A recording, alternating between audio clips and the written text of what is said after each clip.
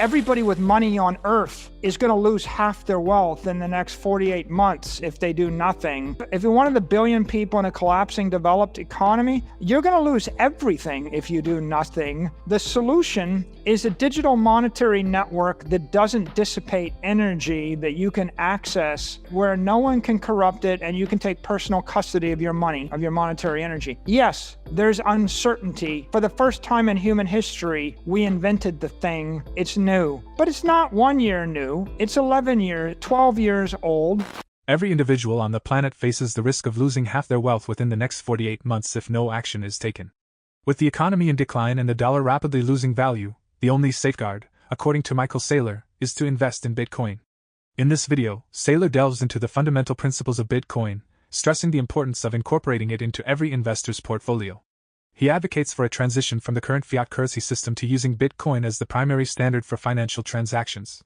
Saylor argues that this shift will provide greater stability and control over finances, particularly in a world where traditional currencies are susceptible to inflation and government intervention. Stay tuned until the end of the video, where Saylor shares his insights on Bitcoin's recent rally and the extraordinary price movements it has experienced. Before we continue with the rest of the video, do check out daily 5-minute crypto newsletter with all the latest crypto and Bitcoin news. It's a fantastic analysis of on-chain crypto data and breakdowns, and the best part is it's absolutely free. They'll cover expert predictions, breakdowns of on-chain crypto data, and any breaking news you need to know, all in a nutshell. Click the first link in the description and enter your email to join over 50,000 others in becoming a better crypto investor right now.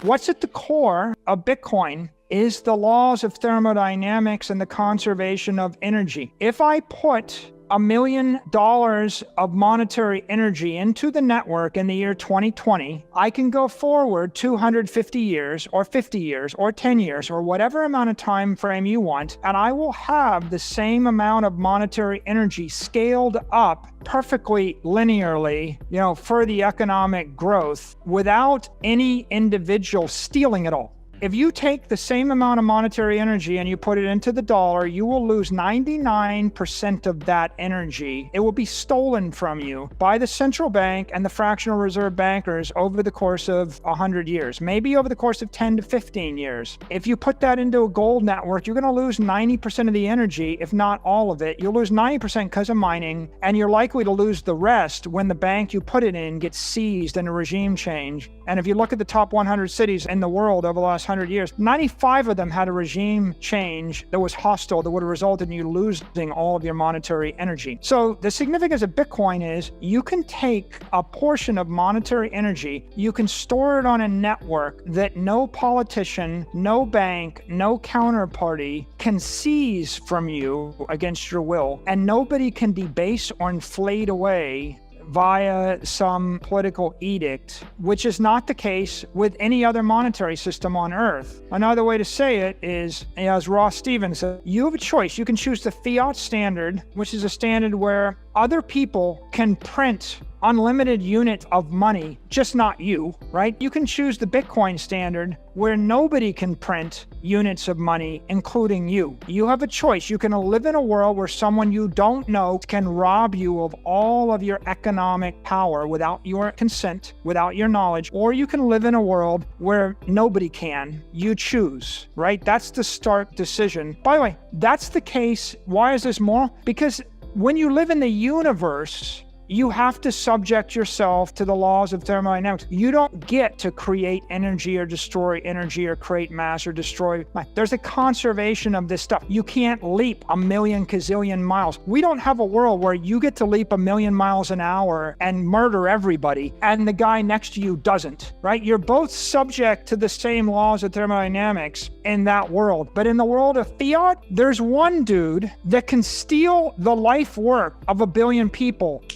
in a minute on a whim. And there's another person that can't, that can have all of their life's energy sucked out of their account and be rendered a pauper. That's the world you live in when you live in a fiat world. It seems quite evident which world a scientist or an engineer or a rational thinker or a person that simply wanted to live would want to live in. You'd want to live in the thermodynamically sound world of truth and integrity. At the core, when people question Bitcoin, it's like, why would you question a monetary network based based upon math and the laws of thermodynamics that are what God uses to move the universe. Money is monetary energy. Monetary energy is the apex of all energies. I can convert kinetic energy, and I convert potential energy and nuclear energy and electrical energy and even mass into energy, right? I mean, I can convert anything into energy. Anything that I can convert into energy, I can monetize. I can take $100 million of electricity and make it $100 million of money, and that becomes wealth. I am a wealthy person with $100 million of energy. I can take $100 million of money, I can convert it back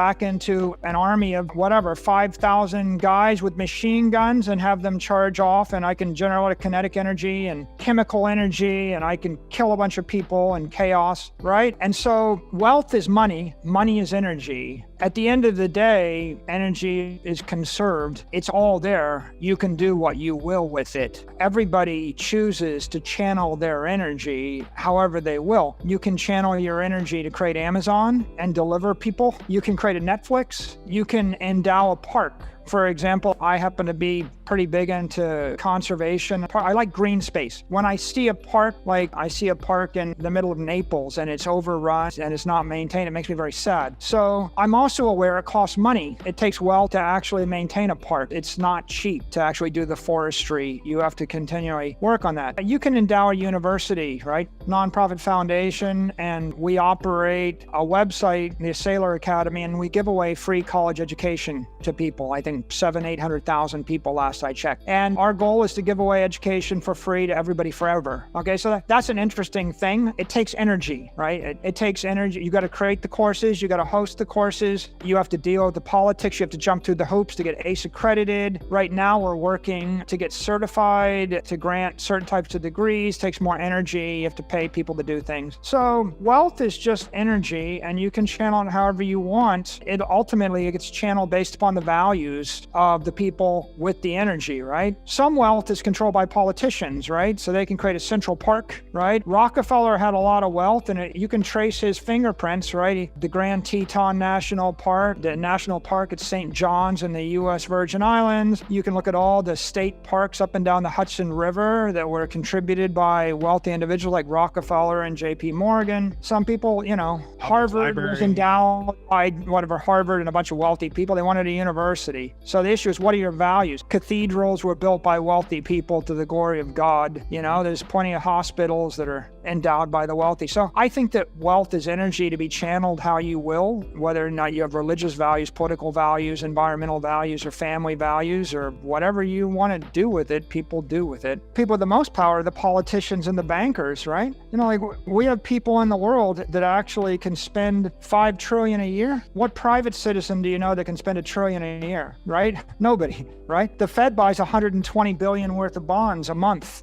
Give me one private individual that can spend $120 billion a month. So the truth is, we have a big power discrepancy. The politicians have the most power. Then you have others that have power. The number one source of the power discrepancy is the fiat standard. And that's why Bitcoin is the solution, right? The solution to stopping the Cantillon effect, right? The fact is, when I print $1 trillion and I use it to buy certain assets, I buy them from people that I wish to buy them from. And if you hold those assets, like bonds, if you own, the best trade this year was owning long-term government bonds. You got a 20% return on that. That's because you sold them to the government. No reasonable person would have bought that. So go figure how many hundreds of billions of dollars flowed because certain people traded with certain other people. So, the reason that Bitcoin is the solution is if you can take the power to create, if I have $25 trillion of currency floating around and I just print another trillion, I just seized 4% of all the power in the civilization, and I just did it by fiat, right? By edict, without even a law being passed, right? So the biggest power discrepancy is the current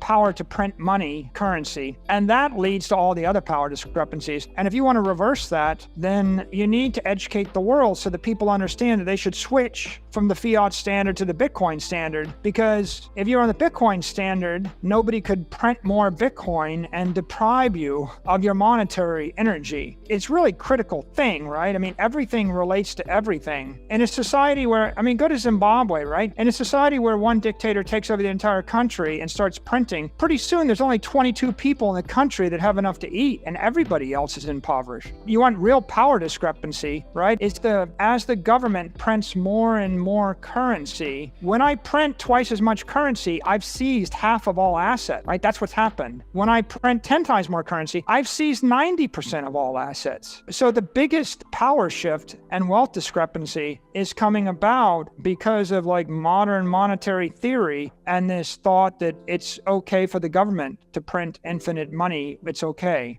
MIchael Saylor urgently calls for action to safeguard wealth through Bitcoin investment amidst the perpetual devaluation of traditional currencies.